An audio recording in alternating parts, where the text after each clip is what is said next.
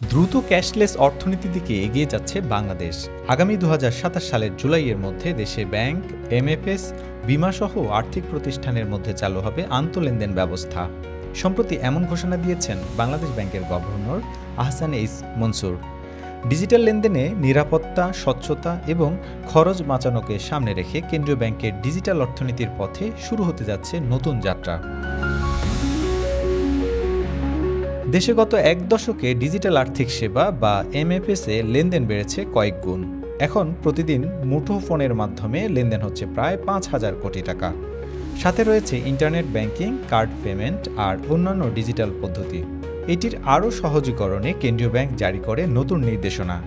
এখন থেকে যে কোনো ব্যাংক, এমএফএস বা পেমেন্ট সার্ভিস প্রোভাইডার অ্যাকাউন্ট থেকে অন্য যে কোনো অ্যাকাউন্টে তাৎক্ষণিক টাকা পাঠানো যাবে। বিশেষজ্ঞদের মতে এটি দেশের ডিজিটাল অর্থনীতির জন্য এক যুগান্তকারী পদক্ষেপ। Bashundhara public school and college ২০২৬ শিক্ষাবর্ষে ভর্তি চলছে। বিশ্বজুড়ে ক্যাশলেস সিস্টেমের সফল উদাহরণ ভারত, পাকিস্তান, শ্রীলঙ্কা, চীন, দক্ষিণ কোরিয়া। এসব দেশে শুরুটা হয় সরকারি ভর্তুকির মাধ্যমে। ভারতে ইউপিআই পেমেন্টে এবং পাকিস্তানে P2P ট্রান্সফারে কোনো চার্জ নেই। তবে কিউআর পেমেন্টে 0.৫% ভর্তুকি দিচ্ছে পাকিস্তান। বাংলাদেশও একই অভিজ্ঞতা কাজে লাগিয়ে জনপ্রিয় করতে চায় ডিজিটাল পেমেন্ট। বাংলাদেশ ব্যাংক ২০২১ সালে চালু করে বাংলা কিউআর কোড, যা দিয়ে যে কোনো অ্যাপ স্ক্যানে করা যায় তাৎক্ষণিক পেমেন্ট। বর্তমানে সারা দেশে ৭ লক্ষাধিক দোকানে রয়েছে বাংলা কিউআর ব্যবস্থা। এছাড়া নতুন করে চালু হচ্ছে P2P ট্রান্সফার। ফলে যে কেউ ব্যাংকে অ্যাকাউন্ট থেকে সরাসরি অন্যের এমএফএস ওয়ালেটে টাকা পাঠাতে পারছে।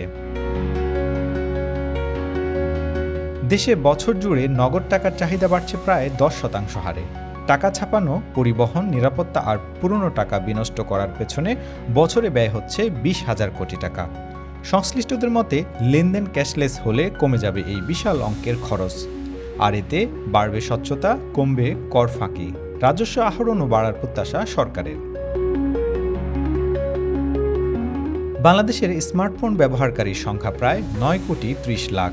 ডিজিটাল লেনদেন সাধারণ মানুষের হাতে পৌঁছানো গেলে বাস্তবে রূপ নেবে ক্যাশলেস অর্থনীতি, এমন প্রত্যাশা নীতি নির্ধারকদের। তারেক হোসেন, বাংলা নিউজ 24।